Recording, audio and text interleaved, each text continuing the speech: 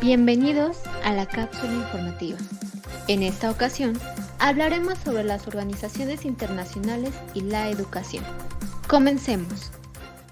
En el caso de la educación, la primera intervención del Banco Mundial se efectuó en 1963 en Túnez y se dirigió al sector de la educación secundaria, pero fue hasta 1968 cuando se expandieron los programas sociales, incluyendo los educativos.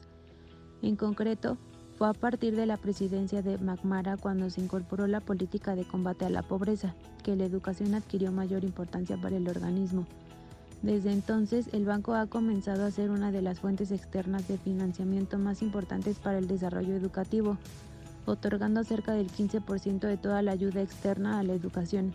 De acuerdo con Samoff, el Banco Mundial ha incrementado significativamente su financiamiento. De hecho, para 1990 los gastos del organismo ascendían a cerca de 1.15 billones de dólares, siendo la más importante fuente de financiamiento en los países en vías de desarrollo. Es importante tener presente que este organismo es uno de los principales productores de documentos y estudios sobre políticas educativas. De tales textos, rescatan actualmente 3 documentos sectoriales de educación primaria, educación técnica y formación profesional. La UNESCO. La creación del organismo se ubica en 1945, aunque algunos de sus antecedentes relevantes, como la existencia de un comité de cooperación intelectual, se remontan a 1922. La UNESCO se funda como el órgano de las Naciones Unidas para la Educación, la Ciencia y la Cultura. Los ámbitos de interés del organismo comprenden a la educación básica, educación secundaria, educación permanente, educación de mujeres, educación de grupos minoritarios, nuevas tecnologías de información y la educación superior. Los ejes que destacan para el organismo son importancia y mejoramiento, igualdad de género en educación, promoción e integración, diversificación y mejoramiento de la enseñanza a distancia, pertinencia, calidad. Además, considera que para enfrentar los desafíos actuales, democratización, mundialización, regionalización, fragmentación, se deben atender los siguientes aspectos: vínculos entre la educación y el desarrollo humano, pertinencia de la educación, calidad de la educación. Sería posible señalar que las principales políticas en el ámbito de la educación superior son relaciones con el Estado, financiamiento, mejoramiento, diversificación, calidad del personal docente, la educación superior del desarrollo humano sostenible, renovación de la enseñanza y el aprendizaje en la educación superior. El origen de la OCDE fue la llamada Organización Europea de Cooperación Económica, cuyo propósito central fue la reconstrucción de las economías europeas en el periodo posterior a la Segunda Guerra Mundial. De acuerdo con la directora ejecutiva del Centro OCDE para México y América Latina, algunos de los puntos de mayor interés del organismo en torno a la educación superior son la transición entre la educación superior y el empleo. Por ello, la organización propone como 2 aspectos fundamentales: la integración social y productiva de los individuos, así como la flexibilidad del conjunto de educación superior para adecuarlo a mejorar las necesidades productivas. El segundo punto es la solución de los problemas concernientes a la educación media superior, basándola en el conocimiento real, efectivo y cualitativo de conocimientos.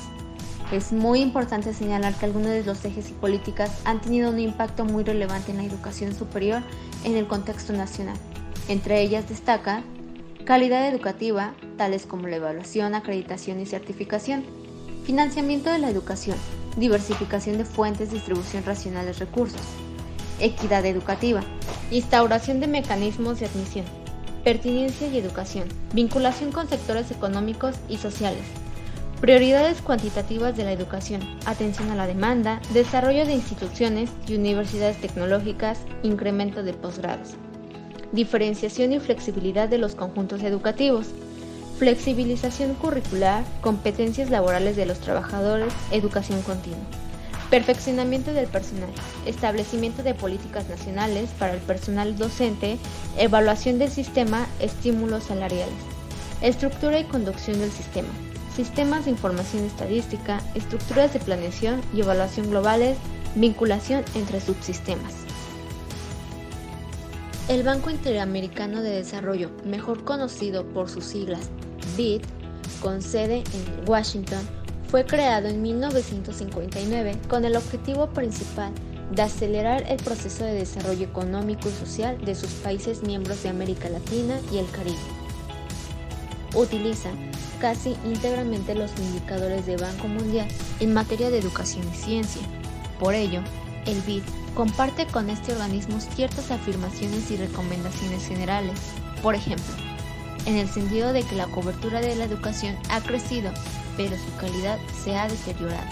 O bien, la urgencia de que se establezcan mecanismos de estandarización de los distintos sistemas educativos, tales como los exámenes nacionales. El organismo señala que financiará preferentemente proyectos de desarrollo de las siguientes áreas educativas en este orden. 1. Programas de educación superior de nivel profesional, posgrado e investigación científica y tecnológica. 2. Programas de educación técnica y formación profesional. 3. Programas de educación destinados a proporcionar un mínimo de destrezas sociales y de trabajo a los jóvenes y adultos que no han tenido acceso oportuno a la educación formal. 4. Programas destinados a introducir formas sustantivas en currículum, métodos docentes, estructura, organización y funcionamiento de la educación básica, formal y no formal a nivel primario y secundario. 5.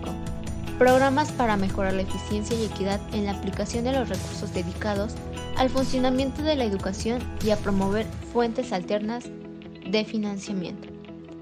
Entre 1970 y 1984, el BID inició 22 proyectos de educación superior con un costo total de $703 millones y préstamos por 379 millones, principalmente para financiar la construcción de nuevas plantas físicas.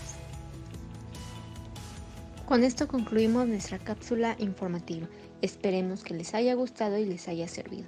Gracias, nos vemos en la próxima.